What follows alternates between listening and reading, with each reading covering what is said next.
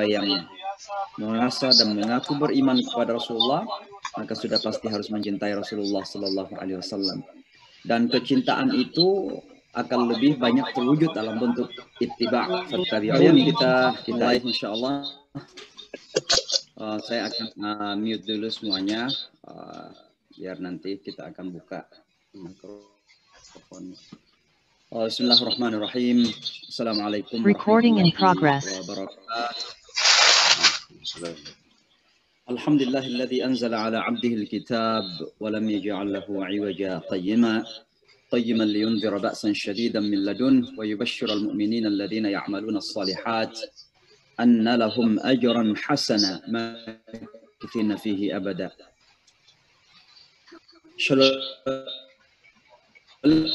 لا إله إلا الله وحده لا شريك له شهادة الحق شهادة تطهر قلوبنا من الفسق والعصيان وشهادة تنجي قائلها من عذاب أليم وأشهد أن محمدا عبده ورسوله اللهم صل وسلم وبارك عليه وعلى آله وصحبه وكل من تبع هداه واستمسك بسنته إلى يوم الدين وبعد فسبحانك لا علم لنا إلا ما علمتنا إنك أنت العليم الحكيم اللهم علمنا ما ينفعنا وانفعنا بما علمتنا اللهم ارزقنا فهما ووفقنا للعمل به يا رب العالمين رب اشرح لي صدري ويسر لي أمري واحلل عقدة من لساني يفقهوا قولي.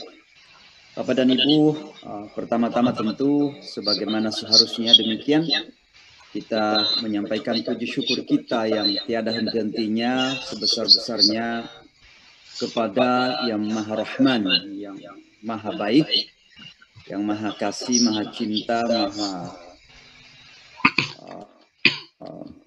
berkuasa dan Maha segala hal. Allah Subhanahu wa Ta'ala. Allah adalah segala-galanya dalam hidup kita dan oleh karenanya selalu kita menyampaikan puja dan puji syukur setiap saat.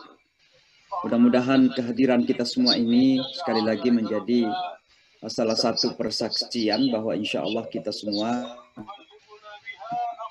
baik, punya itikad dan punya komitmen dan usaha yang kecil usahanya, tapi mudah-mudahan ya dinilai besar di sisi Allah Subhanahu wa Ta'ala.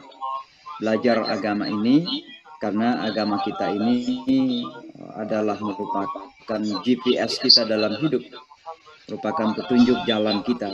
Bisa dibayangkan kalau kita mengendarai mobil di sebuah kampung yang kita tidak kenal, dan dunia ini sesungguhnya kita tidak kenal. Kita terlahir dalam keadaan tidak mengenal apa-apa, tidak mengetahui apa-apa. Allah yang Maha Rahman kemudian mendatangkan agama ini sebagai petunjuk, ya Al-Quran sebagai petunjuk kita semua agar kita tidak tersesat. Maka mudah-mudahan ini menjadi persaksian bahwa kita punya komitmen untuk lebih baik lagi dalam beragama. Bapak dan Ibu, salawat dan salam kepada junjungan kita Nabi besar Muhammad Sallallahu Alaihi Wasallam yang telah dihadirkan oleh Allah Subhanahu Wa Taala untuk tidak saja menjadi perantara hidayah, tapi juga telah menjadi tauladan di dalam mengikuti hidayah tersebut. Rasulullah Sallallahu Alaihi Wasallam, Allahumma salli wa sallim wa barik alaih. Dan mudah-mudahan kita terus-menerus memupuk ya rasa cinta kita kepada beliau, karena cinta kita kepada beliau adalah prasyarat keimanan kita kepada beliau. Siapa yang merasa dan mengaku beriman kepada Rasulullah, maka sudah pasti harus mencintai Rasulullah Sallallahu Alaihi Wasallam. Dan kecintaan itu akan lebih banyak terwujud dalam bentuk ittiba'. Fattabi'uni. Kita ikut meneladani kehidupan Rasulullah Sallallahu Alaihi Wasallam, tentu dalam segala lini kehidupan, dalam segala aspek kehidupan, agar kita jangan memilah-milah sunnah-sunnah Rasulullah Sallallahu Alaihi Wasallam, karena sunnah Rasulullah Sallallahu Alaihi Wasallam menyeluruh dalam segala aspek hidup kita. Bapak dan Ibu, malam ini malam yang agak hektik sedikit karena hari ini di kota New York dimulai sebuah kegiatan yang bernama United Nations Interfaith Harmony Week, ya, dan kebetulan Nusantara Foundation ini sejak berdirinya sudah menjadi salah satu co-sponsor atau sponsor ya, menjadi bagian dari sponsor pelaksanaan acara tersebut. Dan hari ini acara puncaknya pada jam 3 tadi, tapi sebelumnya juga kami hadir di dalam beberapa acara yang lain yang temanya sama, hanya saja kami hadir sebagai pembicara saja. Tapi pada jam 3 tadi, kebetulan jam 3 subuh waktu Indonesia, ya, ada beberapa dari Indonesia yang sempat bangun barangkali sambil sholat malam, juga ikut di acara tadi. Itu adalah acara yang juga salah satunya disponsori oleh Nusantara Foundation, dan kita juga menjadi pembicara utama di situ.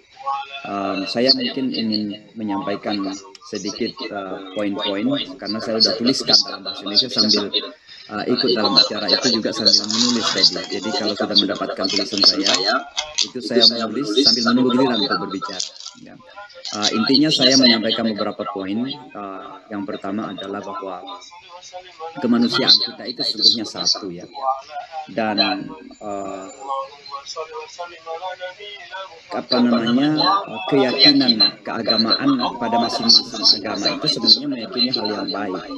Nah, kalau sekiranya hal-hal baik itu bisa disatukan, maka itulah yang kemudian akan membawa kebaikan besar dalam kehidupan manusia. Nah, ini bukan berarti menyamakan agama, karena sekali lagi agama tidak bisa disamakan. Agama itu secara mendasar tidak sama. Dan kalau ada orang yang berusaha menyamakan agama, maka dia itu kehilangan logika, ya, kehilangan rasionalitas. Dan itu bisa dipatahkan dengan sangat mudah sekali. Nah, yang kedua, ini saja barangkali saya sampaikan, adalah bahwa betapa ancaman terbesar kepada perdamaian dunia itu adalah ketidakadilan. Ya. Dan ini bisa terjadi pada tingkat lokal juga. Jadi kalau di Indonesia sekarang ini banyak orang berbicara tentang radikalisme, walaupun terkadang radikalisme terlalu dipolitisir. Ya, radikalisme itu kalaupun terjadi di sebuah tempat, biasanya terjadi karena hilangnya a sense of justice, hilangnya rasa keadilan itu. Maka keadilan itu menjadi prasyarat perdamaian dan kedamaian. Dan karenanya kita terus-menerus mendorong agar keadilan perlu ditegakkan dalam kehidupan manusia. Nah, Bapak dan Ibu sekalian, alhamdulillah kita kembali belajar tafsir, dan kita akan masuki ayat apa sekarang ya? Ayat 106 dan 107 pada kesempatan ini insyaallah. Surah Al-Baqarah 106 dan 107. Silahkan yang punya Al-Quran atau silahkan dilihat di screen juga kalau memungkinkan. Kita bisa membaca bersama-sama, kemudian kita belajar tajwidnya dan lain-lain sebagainya. Surah Al-Baqarah ayat 106 dan 107 ya.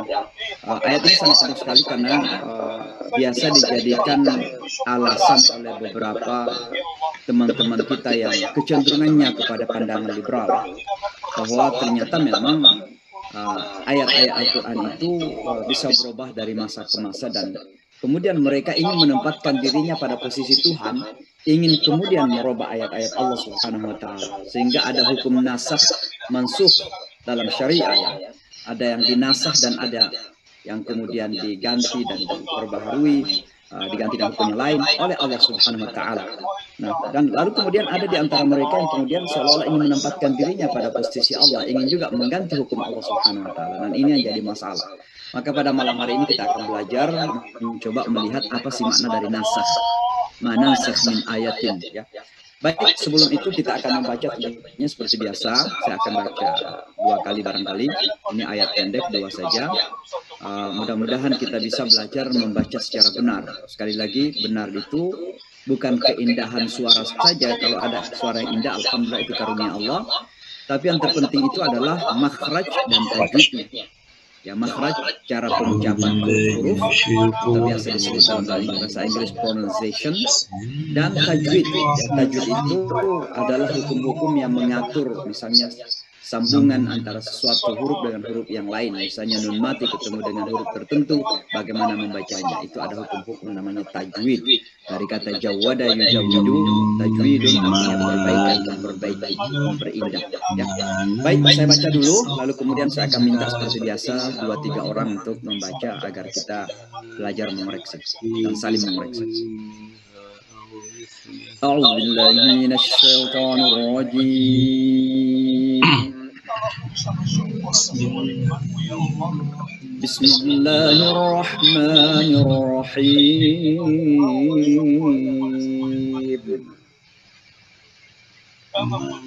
Ma nansakh min ayatin aw nunsiha na'ti bi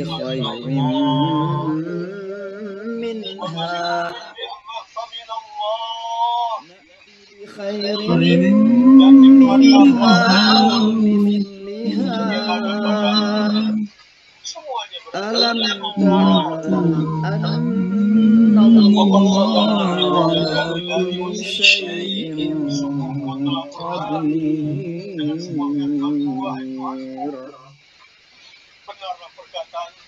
Alam ta'lam anna Allah samawati wal ard wa ma lakum min dunillahi min waliyyin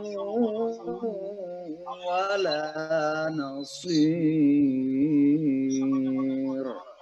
Saya kira itu aja cukup. Sekarang saya akan mempersilahkan beberapa orang untuk membaca. Silahkan di-unmute yang mau membaca. Assalamualaikum Ustaz. Ya, bismillah, silakan. A'udzu billahi minasy syaithanir rajim. Bismillahirrahmanirrahim.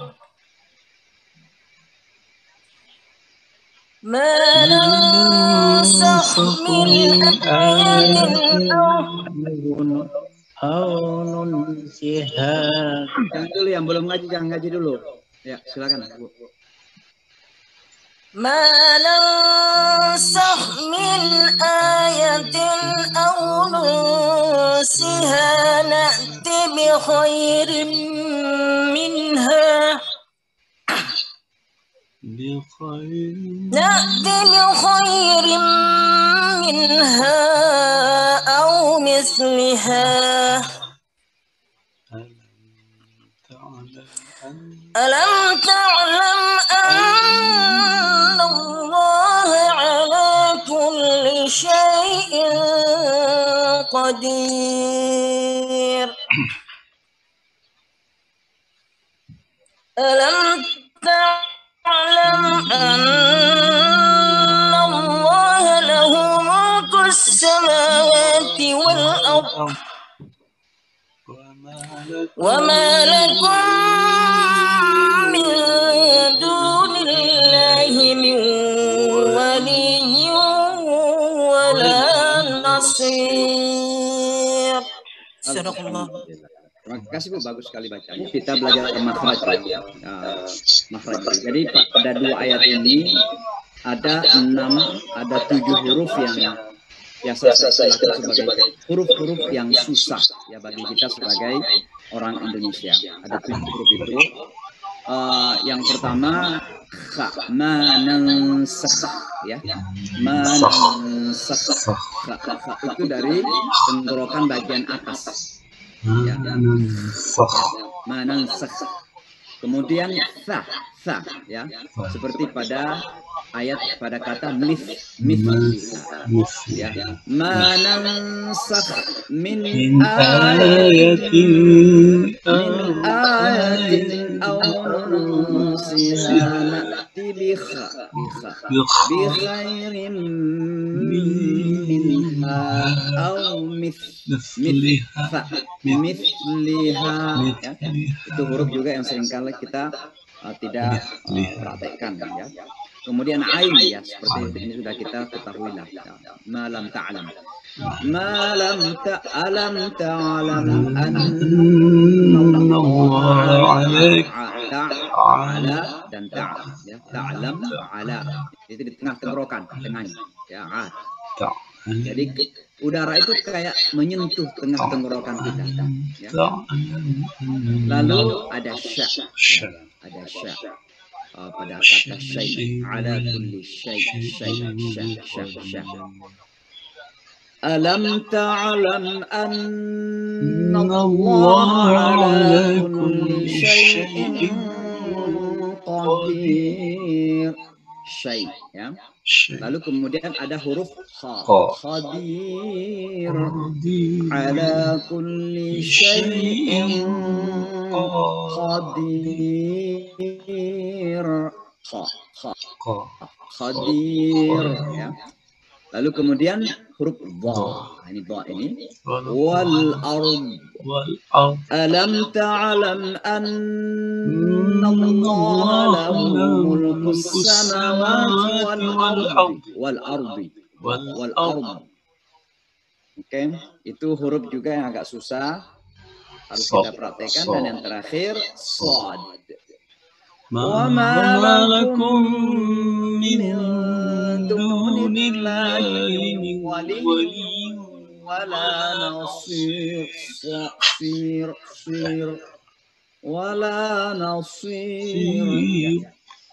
Saya kira itu beberapa huruf yang agak susah, mudah-mudahan kita bisa praktekkan. Nah, pada kesempatan ini kita belajar tajwidnya, masih ulangan lagi, masih seputar nun, sukun atau tanwin ya. Beberapa contoh ya. Jadi nansakh, mati ketemu sa, sin ya. Itu namanya ikhfa. Jadi samar-samar membaca nunnya.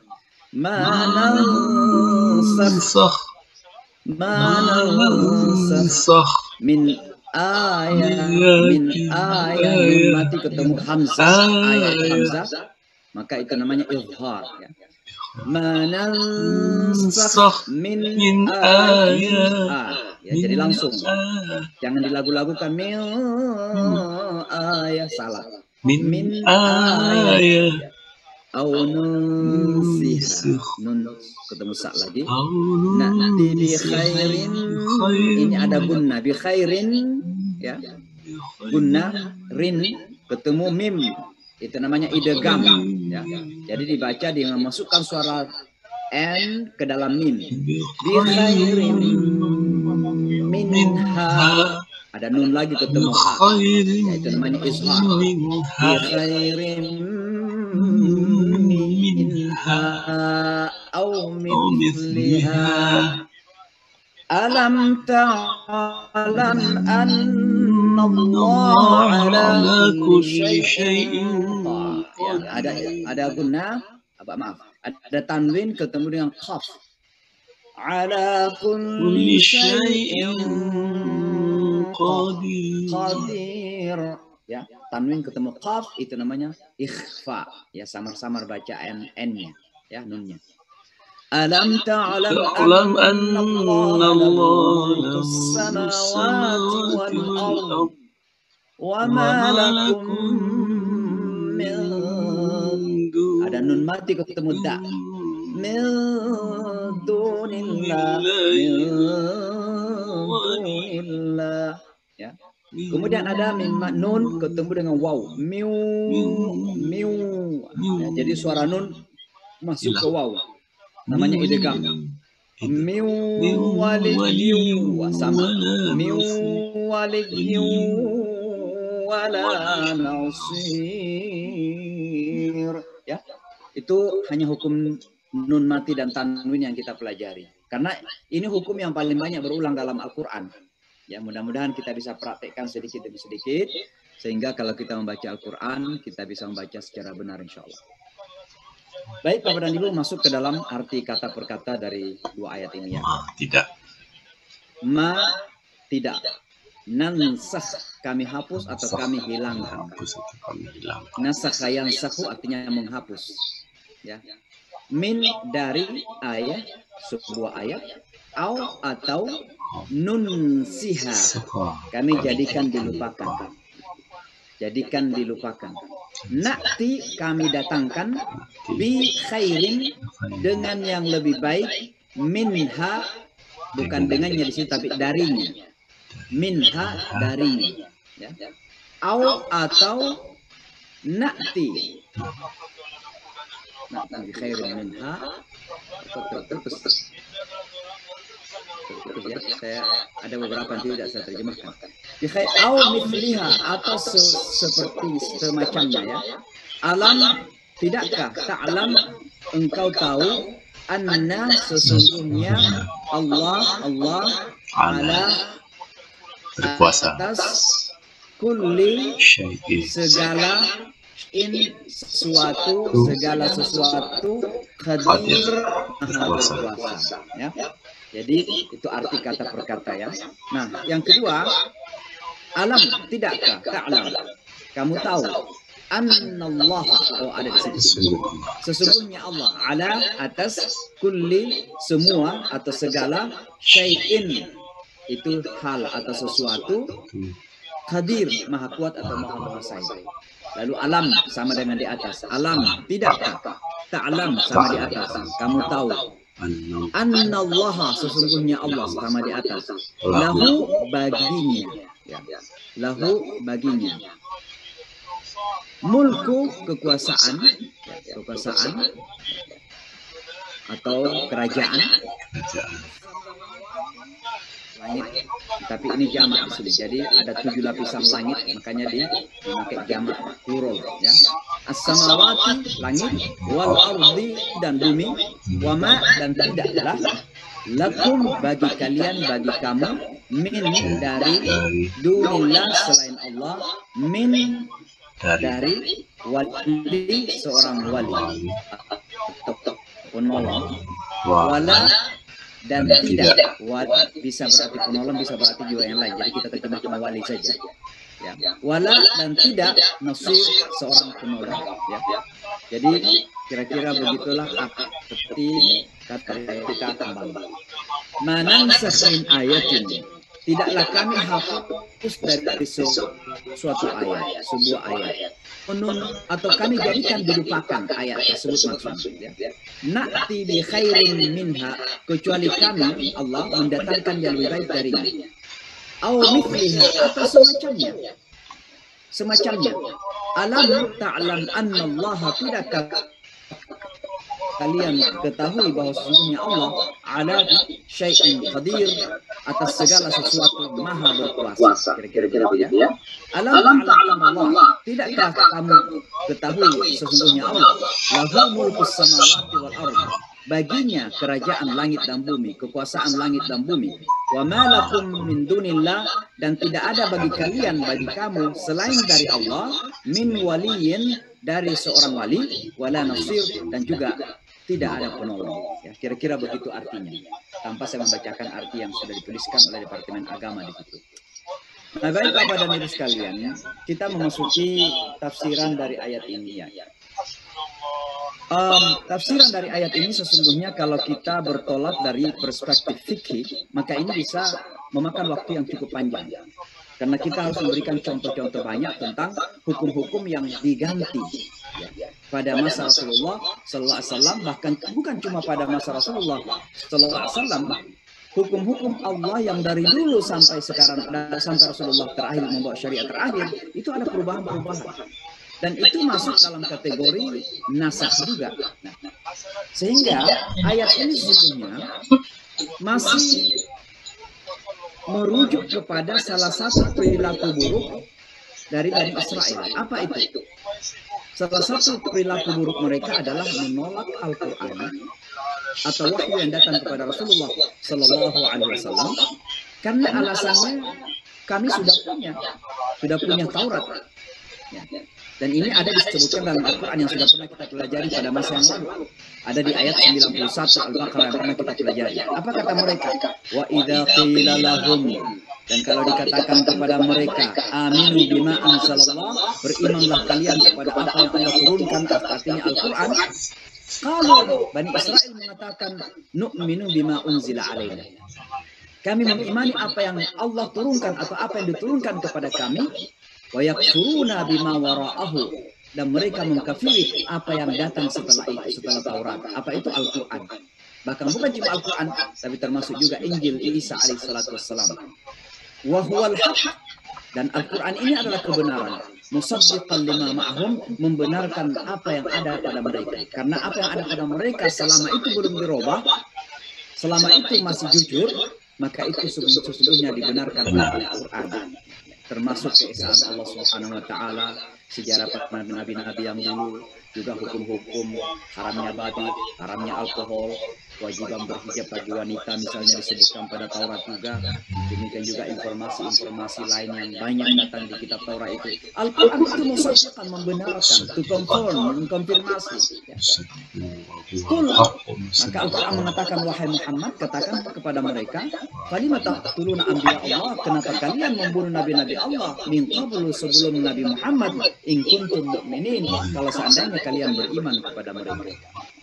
Jadi ini adalah satu exposure, buka kejelekan dan keburukan mereka, karena sesungguhnya salah satu keburukan mereka adalah menolak kebenaran Al-Quran, karena mereka merasa bahwa Al-Quran datang merubah apa yang telah mereka terima sebelumnya. Nasakh. Ya. Maka kalau kita melihat ayat ini sudah mulai peralihan antara exposure atau penampakan keburukan Bani Israel pada masa lalu, dan juga ada ajaran yang langsung kepada kita, karena ayat ini berbicara kepada kita juga. Jadi sudah merupakan transisi. Jadi coba Bapak dan Ibu sekalian, ingat-ingat ketika kita berbicara tentang Bani Israel pada ayat yang lalu ya, itu seolah-olah semuanya mengenai Bani Israel, murni mengenai Bani Israel. Tapi semakin ke belakang ini, sejarah Bani Israel atau cerita mengenai Bani Israel atau kisah tentang Bani Israel ini sudah mulai mengalir kepada kita. Ya. Dan ini menunjukkan sekali lagi bahwa tujuan daripada sebuah kisah dalam Al-Quran itu adalah untuk kita ambil sebagai pelajaran, agar kita belajar darinya. Dan ini kita lihat konteks Al-Quran. Ya. Narasi Al-Quran itu jelas. Mulai dari berbicara tentang keburukan mereka, murni berbicara tentang mereka, lalu kemudian mulai mengalir mendekati kepada bahwa tujuan daripada pembicaraan itu bukan untuk mereka, tapi sesungguhnya pelajaran untuk kita sebagai umat Islam. Maka, Bapak dan Ibu sekalian, ayat ini masih menggambarkan perilaku Bani Israel. Tapi ayat ini juga relevan dengan umat ini. Kenapa? Karena kenyataannya memang ada yang disebut dengan hukum nasakh. Nasakh mansukh. Ya, ada yang datang menghapuskan dan ada yang dihapuskan dari hukum-hukum syariah selama itu masih masa Rasulullah Sallallahu Alaihi Wasallam. Ya, itu terjadi pada zaman Rasulullah Sallallahu Alaihi Wasallam. Kenapa? Karena wahyu masih berproses. Ya, wahyu masih berproses. Nanti bisa kita berikan beberapa contoh dari beberapa hukum yang dinasakh. Karena pelajaran kita bukan fikih, maka tentu hanya beberapa contoh saja. Ini adalah pelajaran tafsir atau pelajaran memahami Al-Quran, maka kita memberikan contoh-contoh kecil saja. Nah, mari kita kembali kepada ayat tersebut. Pada ayat 106, ya, ada beberapa hal yang perlu kita cermati. Yang pertama, kalimat ini nansakh atau nunsih. Yang Allah ingin tekankan pada ayat ini sesungguhnya adalah bukan pada masalah hukum saja, tapi Allah ingin menyampaikan adalah bagaimana Allah Maha Kuasa dalam penetapan hukum itu. Bahwa yang menetapkan hukum itu ada dalam ruang lingkup kekuasaan Allah Subhanahu wa taala. Makanya Allah mengatakan kami tidak atau kami menjadikan dilupakan. Siapa di situ? Allah. Jadi Allah seolah-olah mengatakan, look at me, I am the sole authorizer. Saya adalah penguasa tunggal di dalam menentukan hukum di sini. Ini sangat penting kita pahami. Sehingga sebenarnya saya ingin mengatakan bahwa ayat ini adalah ayat yang berbicara tentang kekuasaan Allah di dalam menentukan hukum dalam kehidupan kita. Jadi tentu sebaliknya kita ingin mengatakan bahwa dalam hal penetapan hukum ya Allah Subhanahu wa taala yang bukan hawa nafsu kita, bukan kita yang menentukan. Di sini ada beberapa contoh yang bisa kita berikan ya, bagaimana Allah Subhanahu wa taala mengganti beberapa aspek hukum itu. Tapi sebenarnya dari dulu ya, kalau kita berbicara tentang dari Adam misalnya kan, Bapak dan Ibu ingat sejarah pernikahan anak-anak Adam. Ya, bagaimana pernikahan ketika itu karena memang tidak ada pilihan lain, maka yang terjadi adalah pernikahan saudara sesilang gitu. Ya. Jadi masing-masing punya kembar, dari kembaran pertama nikah dan kembaran kedua gitu. Kira-kira begitu disilangkan. Nah, ini kan hukum pertama yang terjadi ketika itu, lalu kemudian dihapuskan, dan ini juga ada dalam kitab Taurat. Padahal yang namanya pernikahan saudara kan sudah diharamkan setelah Adam alaihissalam karena manusia sudah berkembang. Ya.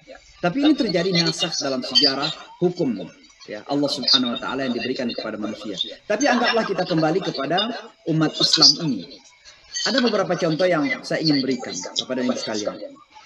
Yang pertama, ada hukum yang dirubah dari sesuatu hukum yang sangat berat menjadi dimudahkan.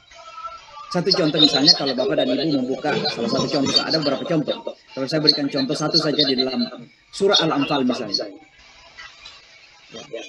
Surah Al-Anfal, kalau misalnya Bapak dan Ibu semua buka di surah Al-Anfal itu Allah Subhanahu wa taala, Al-Anfal ayat 65 dan ayat 66, 65 66. Di situ Allah Subhanahu wa taala mengatakan a'udzubillahi minasyaitonir rajim. Ya ayyuhan nabi wahai nabi harridil mu'minina 'alal qital. Gerakkan orang-orang beriman untuk berperang. Ya. Di sini diperintah untuk berperang di saat kita diserang.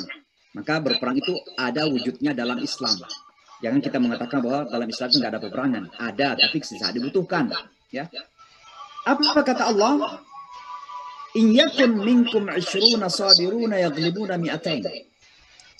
Kalau kalian 20 orang, ada orang Islam 20 orang saja, bisa mengalahkan 200. Berarti berapa? 1 banding 20 ya? Ya 1 banding 20. 1 banding 20. Kan begitu? Itu hukum pertama. Tapi kemudian pada ayat 66, Allah kemudian merubah itu. Apa kata Allah di ayat 66? Al-ana khaffafallahu ankum wa alima anna fikum dha'fa.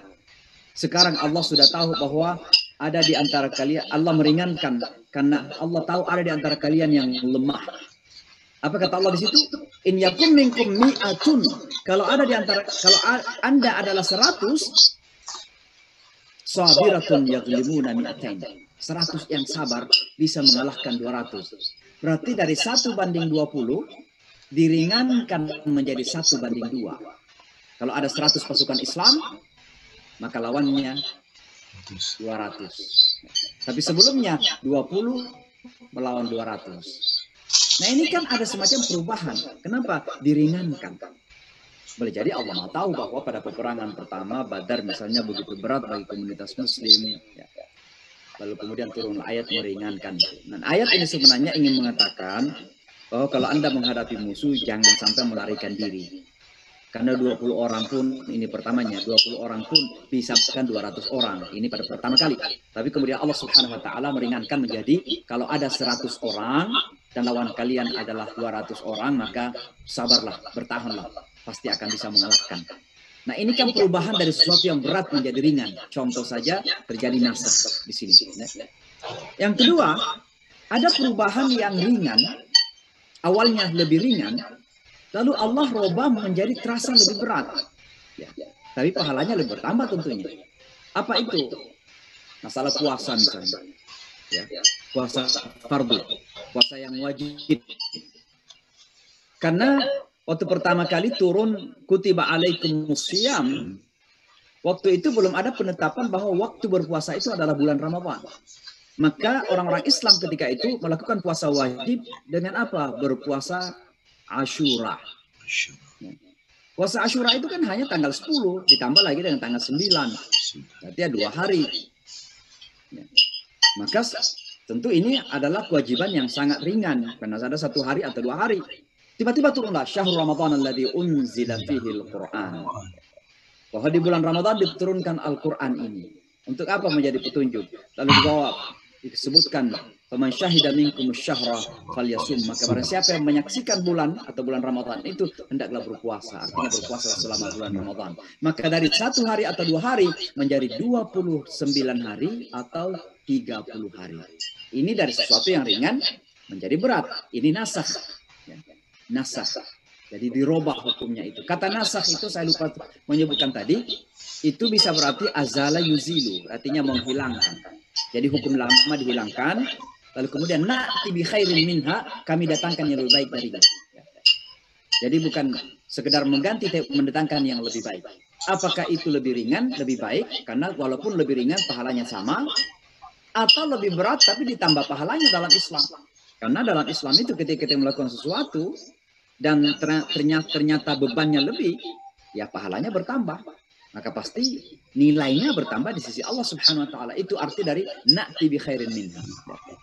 Tapi ada juga perubahan hukum yang kemudian sama-sama saja sebenarnya. Tidak ada yang berat, tidak ada yang ringan. Ya. Apa salah satu contoh? Adalah perpindahan kiblat. Bahwa ketika Rasulullah Sallallahu Alaihi Wasallam ya, diperintahkan melaksanakan sholat 5 waktu ketika itu, maka beliau ya disuruh menghadap Yerusalem karena ada 360-an patung di sekitar Ka'bah ketika itu. Maka kalau seandainya beliau salat menghadap Ka'bah, maka seolah-olah menghadap kepada patung-patung itu, dan sudah pasti mungkin saja diperolok-olok oleh kaum musyrik bahwa Muhammad SAW juga menyembah kepada patung-patung tersebut. Maka pada saat pertama perintah diarahkan kepada Yerusalem, ya, Baitul Maqdis.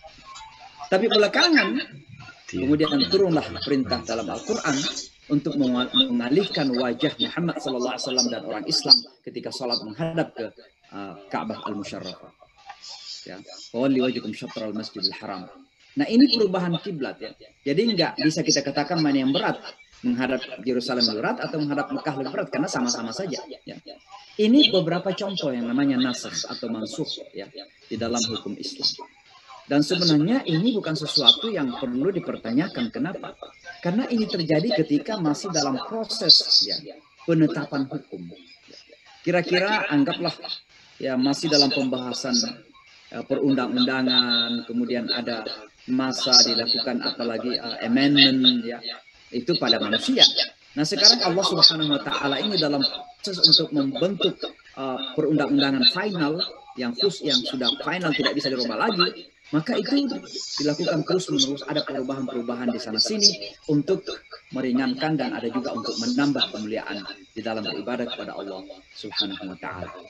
Sayang sekali bahwa memang banyak orang yang kemudian salah paham. Hukum nasakh ini kemudian dijadikan justifikasi untuk mengatakan bahwa ini kan pada zaman Nabi berubah juga hukumnya. Kenapa sekarang kita nggak merubah hukum? Maka mereka ingin merubah hukum itu karena merasa bahwa dulu pernah terjadi. Mereka salah paham bahwa dulu yang merubah hukum itu kan Allah juga. Nah, sekarang siapa yang mau merubah hukum?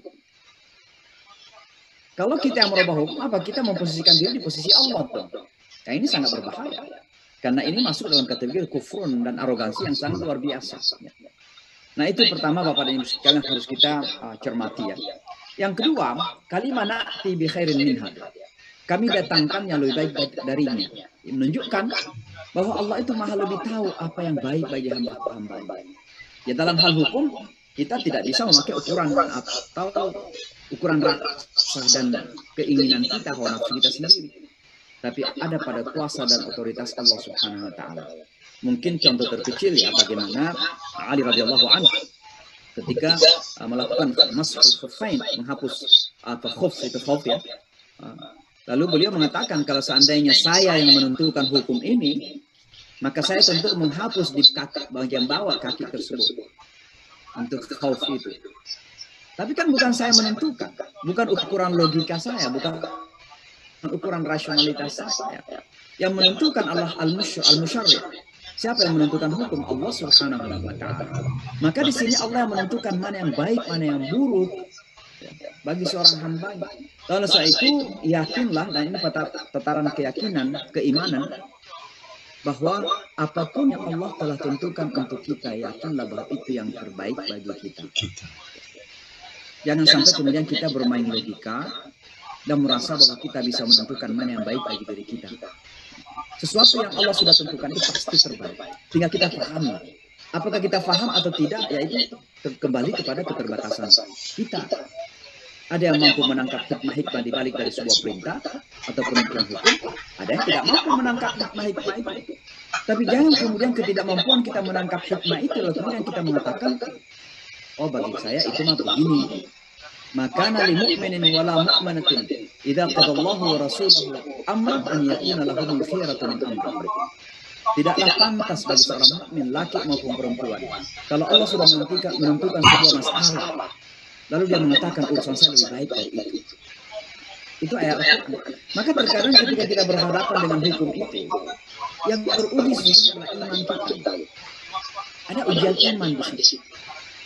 Karena sekali lagi, apakah kita percaya bahwa Allah ketika menentukan hukum itu pasti menginginkan yang baik kepada kita.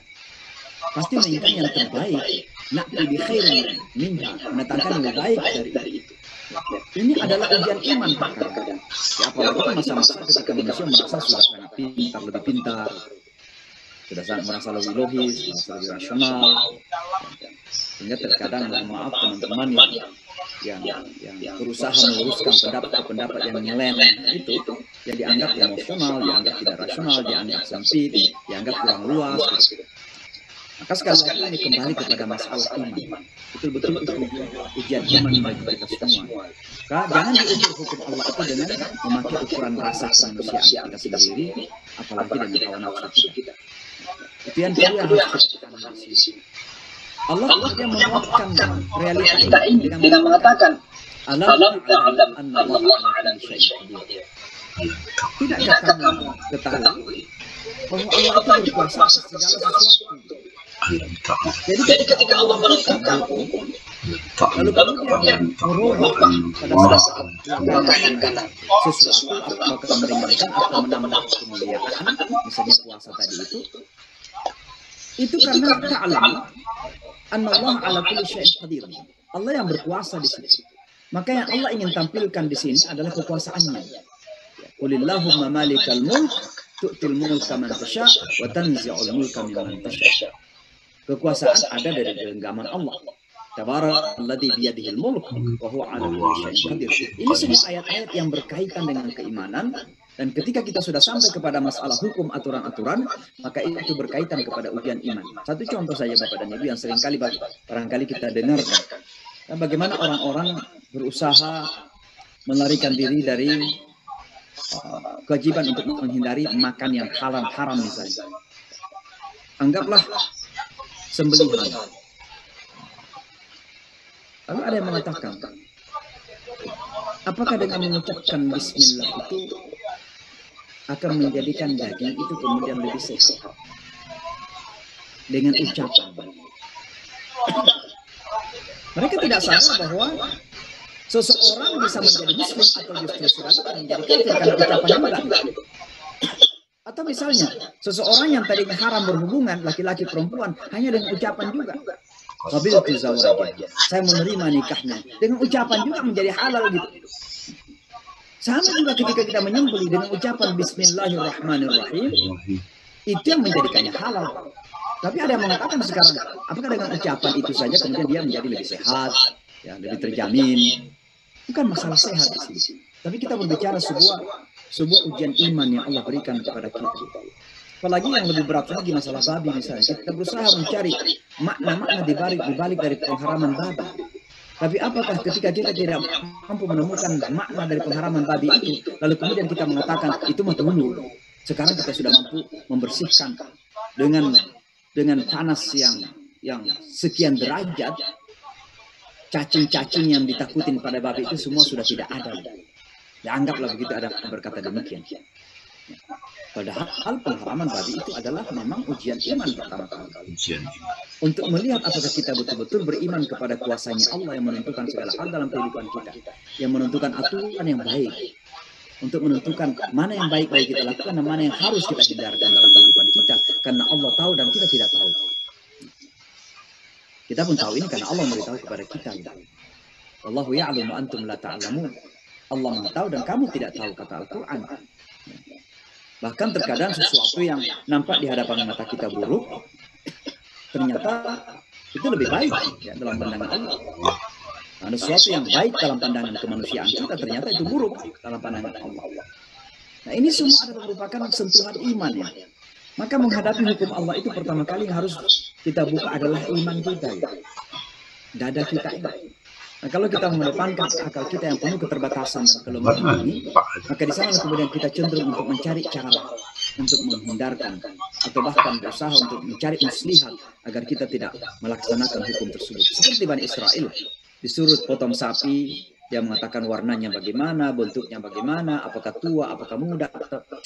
Ini adalah berusaha untuk melarikan diri dan ini juga banyak ada terjadi pada umat ini.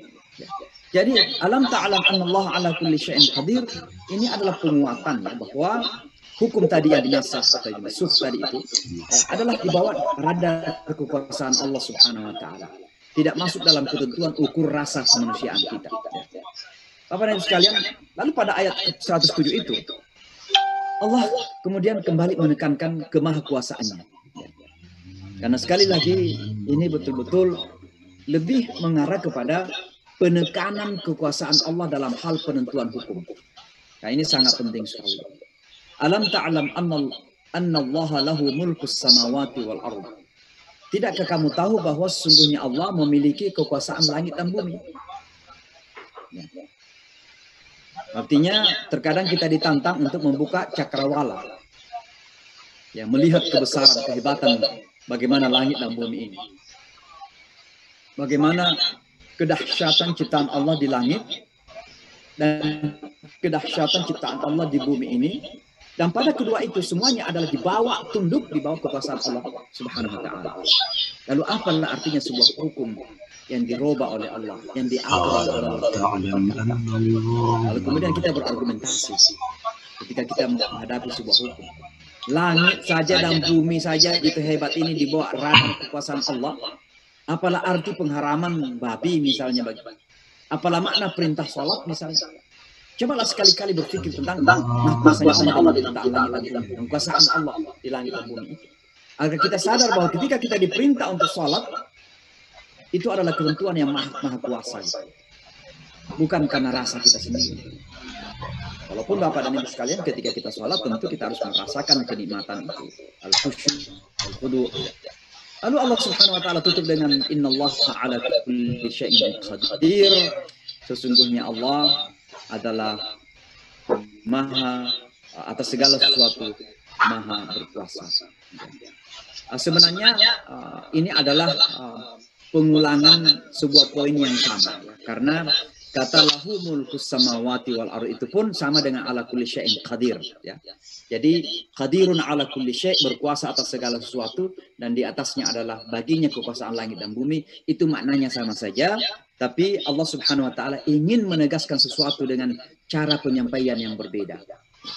Ini juga pelajaran penting bagi kita bahwa terkadang di dalam menyampaikan sebuah masalah itu diperlukan komunikasi yang berbeda-beda. Karena tidak semua, karena akal manusia itu berbeda dalam menangkap hal-hal yang disampaikan. Maka Allah Subhanahu wa taala terkadang menyampaikan satu masalah sama saja maknanya, tapi disampaikan dengan komunikasi yang berbeda. Annallaha lahu mulku samawati wal ardh, bahwa sesungguhnya bagi Allah kekuasaan langit dan bumi. Innallaha ala kulli syai'in qadir, itu intisarinya sama maknanya, tapi disampaikan dalam bentuk statement ya. Narasinya berbeda. Kenapa? Biar manusia ini sadar bahwa itulah Allah Subhanahu wa taala yang maha kuasa, dan disampaikan dalam bentuk dua agar kita memahami dari perspektif yang berbeda-beda. Nah, Bapak dan Ibu sekalian, ini singkat saja ya. Lalu Allah Subhanahu wa taala menutup ya, mengunci semua ini dengan mengatakan wa ma lakum min dunillahi min waliyyin wala nasir. Dan tidaklah bagi kalian selain Allah wali. Nah, ini pernah Indonesia diributkan mengenai wali ini kan. Nah, wali ini dalam konteks ini tentu kembali kepada hukum tadi itu. Maka wali di sini artinya kembali kepada kekuasaan. Maka wali memang wilayah itu memang bisa berarti penguasa atau kekuasaan. Walaupun kata wali itu bisa bermakna pada konteks yang berbeda-beda, makna lain. Wali bisa berarti sahabat, bisa berarti yang menguasai urusan, yang mengontrol, macam-macam lah. Itu kata wilayah. Bahkan dalam bahasa Persia, dan ini dalam keyakinan Syiah, wilayah itu masuk dalam kategori bahagian dari karakter imam, wilayah. Dan itu dari kata wali. Ya. Jadi tidak ada kekuasaan, tidak ada wali, tidak ada penguasa, tidak ada yang mengontrol, tidak ada yang mengatur, tidak ada yang mengarahkan seperti bapak kepada anak sebagai wali. Itu selain Allah itu. Nah ini konteksnya kembali kepada hukum tadi lagi. Dalam sebuah rumah tangga yang wali siapa? Bagi anak-anak. Ya ayah. Ayah dan ibu, orang tua sebagai wali. Nah sebagai wali, siapa sesungguhnya kemudian menentukan aturan-aturan di dalam rumah tangga itu? Itu wali. Maka disinilah kemudian Allah Subhanahu Wa Taala memakai kata wali ini untuk merujuk kepada hukum tadi, bahwa tidak ada wali penguasa yang menentukan hukum-hukum dalam aturan-aturan dalam kehidupan manusia ini selain Allah Subhanahu Wa Taala, min dunillah. Wala nasir, dan tidak ada juga penolong selain dari Allah. So, terkadang ada manusia yang kemudian mencari pertolongan dari orang lain, ya, karena berusaha menghindar dari hukum-hukum tertentu. Ya. Maka Allah Subhanahu Wa Taala mengunci kemungkinan itu. Ya. Bapak dan Ibu sekalian, kalau kita ingin mengambil beberapa pelajaran penting dari dua ayat ini, 3 saja yang saya sebutkan ya. Yang pertama, sumber hukum itu adalah Allah. Walaupun belakangan memang, ya, karena kompleksitas kehidupan, ditafsirkan dalam aturan-aturan positif manusia. Maka misalnya di Indonesia, ya, dari Al-Quran dan Sunnah ditafsirkan dalam bentuk kebijakan-kebijakan. Maka kebijakan harus sejalan dengan Al-Quran dan Sunnah itu. Jangan ada kebijakan yang kemudian bertentangan dengan Quran dan Sunnah. Karena kalau bertentangan dengan Quran dan Sunnah, itu sekaligus juga bertentangan dengan ketuhanan yang Maha Esa dalam pemahaman kita sebagai Muslim tentunya. Ya. Jadi sumber hukum itu adalah Allah Subhanahu Wa Taala. Ala lillahil hukum. Tidakkah bahwa Allah itu yang punya aturan, ya? Dan hukum itu terjadi sesuai dengan kebijakan Allah dan kuasanya. Makanya na'ti bi khairan minha, kami mendatangkan yang baik darinya. Kenapa? Sesuai kebijakan Allah dan kuasanya tentunya, bukan sesuai dengan keinginan dan hawa nafsu manusia. Maka hukum bukan kita yang atur, kita justru yang diatur oleh hukum. Karena yang membuat hukum itu adalah menciptakan langit dan bumi, pencipta kita Allah Subhanahu Wa Taala. Nah ini jangan disalahkan kalau saya mengatakan Allah sebagai sumber hukum. Jangan kemudian mengatakan kalau begitu kita nggak boleh mendengarkan kepada pemerintah. Selama pemerintah dan kebijakan itu, aturan-aturan yang dikeluarkan oleh pemerintah itu sejalan dengan apa yang diridhai oleh Allah, dengan aturan-aturan yang Allah tetapkan, maka wajib juga mengikuti kepada aturan-aturan yang ditetapkan oleh pemerintah tersebut. Karena Al-Quran mengatakan, qul ati'ullaha wa ati'ur rasul wa ulil amri minkum. Walaupun kata ulil amri itu nggak ada kata wa ati'u ulil amri. Kenapa? Karena ketaatan kepada ulil amri itu merujuk kepada ati'ullah dan ati'ur rasul. Ketaatan kepada Allah dan Rasul. Makanya ada statement yang mengatakan, la ta'ata li makhluqin fi ma'siyatillah. Tidak ada ketaatan kepada makhluk ketika sudah bermaksiat kepada Allah. Maka ini pertama harus kita pahami. Allah itu adalah sumber hukum. Maka harapan kita mudah-mudahan umat Islam ini, kalaupun menentukan aturan-aturan teknis di dalam kehidupannya, aturan-aturan positif untuk mengatur kehidupan sehari-harinya, maka harus selalu merujuk kepada sumber yang satu.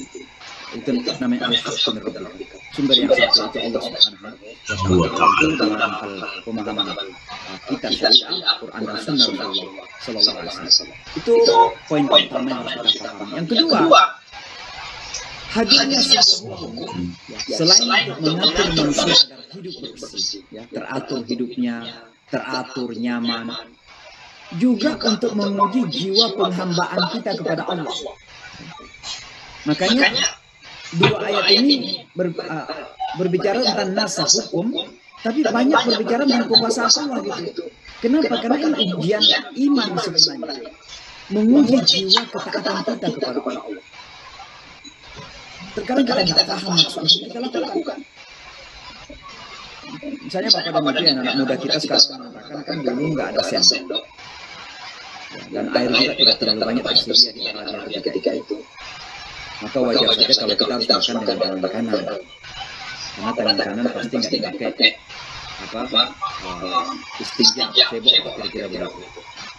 Tapi sekarang ini kan air sudah di mana-mana, sabun juga, tangan kiri pun bersih. Jadi makan tangan kiri pun ini kan logika yang seperti dipaksa-paksakan sebenarnya. Karena pertama nggak ada salahnya makan dengan tangan kanan, kenapa harus bermasalahkan tangan dan kiri gitu. Tapi perintah Rasulullah untuk kita makan dengan tangan kanan bukan sekedar karena pasti ada makna dan pasti ada keberkahan di situ.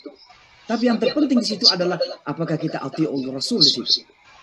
Apakah kita taat? Apakah jiwa kita itu ada rasa ketaatan kepada Rasulullah Sallallahu Alaihi Wasallam? Ini ujian ketaatan kepada Rasulullah. Ya. Kepada Allah tentu ujian penghambaan dan ketaatan kepada Allah Subhanahu Wa Taala. Maka berhati-hati kita dalam menyikapi hukum-hukum yang ada ini. Kepada Ibu, kalaupun misalnya ada sesuatu, ada perintah yang kita tidak tahu, tapi kita bisa laksanakan dan kita mampu dalam proses laksanakan. Sambil mencari makna di balik-balik itu. Jadi jangan kemudian merasa, ini kalau menurut saya nggak paham ya mungkin macam-macam. Kalau kemudian tidak laksanakan, berhati-hati. Karena kenapa? Ini adalah menguji jiwa penghambaan. Artinya ada ujian keimanan di situ. Lalu yang terakhir sekali, bahwa dalam pandangan iman, Allah adalah sumber otoritas. Malakum min dunillahi min waliyyin wala syafi'in. Kata wali itu salah satunya adalah punya otoritas.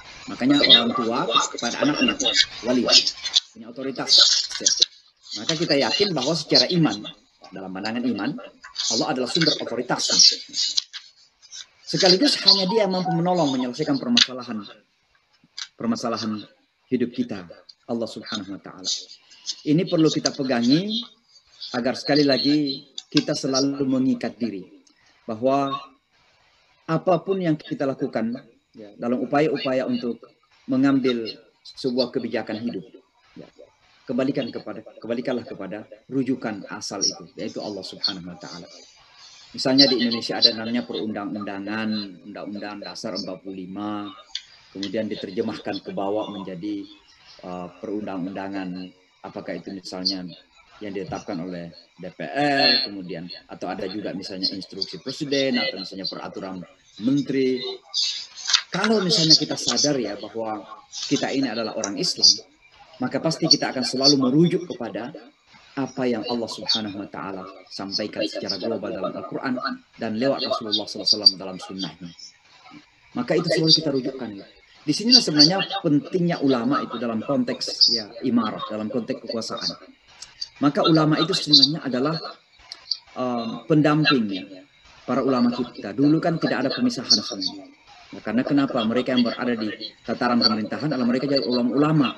Tapi anggaplah sekarang ini terpisah antara pemerintah dan ulama. Maka pemerintah itu nggak boleh berada di bawah pemerintah. Ulama itu nggak boleh berada di bawah pemerintah. Tapi ulama itu harus ada di sisi pemerintah untuk mengarahkan. Ketika ada kebijakan, ketika ada aturan, maka ulama bisa mengarahkan apakah sesuai dengan sumber tadi atau tidak. Silahkan saja ditafsirkan. Silahkan buat peraturan perundangan universitas, pendidikan misalnya. Tapi jangan kemudian peraturan pendidikan itu kemudian mengancam atau melanggar ayat Allah, la taqrabuz zina misalnya. Nah gitu. Di sini seorang menteri yang sadar bahwa dia adalah menteri yang hidup di tengah-tengah orang Islam yang seharusnya aturan-aturannya juga sesuai dengan hukum Islam, akan sensitif dengan itu. Jangan aturan-aturan kemudian kita memaafkan kematangan Barat barangkali, lalu kemudian kita cenderung mengambil aturan-aturan itu berdasarkan kepada apa yang disampaikan oleh Barat gitu, yang sangat liberal, yang tidak punya ikatan-ikatan nilai-nilai suci dari langit. Berbeda dengan kita sebagai umat Islam. Maka Bapak dan Ibu sekalian, mudah-mudahan dua ayat ini bisa menjadi pelajaran bagi kita semua. Kalau saya ingin mengatakan seandainya pun satu poin saja yang saya ingin ingatkan untuk diri kita semua adalah bahwa perintah hukum, aturan itu terkait dengan iman kita. Maka selalulah kedepankan iman di dalam menyikapi aturan Allah Subhanahu wa taala. Saya kira begitu. Mudah-mudahan ada manfaatnya dan kita bisa amalkan dalam kehidupan kita, dan tentunya mudah-mudahan Allah ridha untuk kita semua. Saya akhiri sampai di sini, dan saya berikan kesempatan kalau memang ada yang ingin disampaikan, ingin ditanyakan, silakan. Thank